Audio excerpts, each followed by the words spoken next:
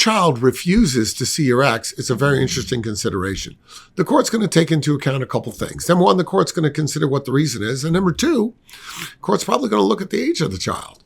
If the child is 7, it's a very different issue than a 17.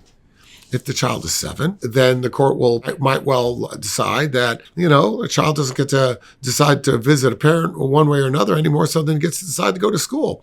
But if the child is 17, a 17-year-old is going to be a little different. Forcing somebody to go visit with somebody, it's like forcing somebody to go have dinner with you. They may sit across from the table with you, but it's not going to be a very good time. Similarly, the judge is going to consider the reason. Why doesn't the child want to go see the mother? Why does the child want to go see the father? What is going on? If it's inconvenient or if it's he or she rather hang out with friends, that's one thing. If there's issues of abuse or other things going on, that's another thing. Remember, forced visits, particularly with older children in their high teens, this is very rare. However, if there's, what to be done there, if there are bridges to be built and fences to be mended, the court may order some counseling. The parent who's trying to see his kid should always keep records of all the attempts, because a lot of times parents will come in and say, I don't get to see my kid. And the other side will say, you never try. So you always got to keep records of how what efforts have been made to try and visit with the child in order to try to co-parent so that the court will have a better understanding of exactly what's going on.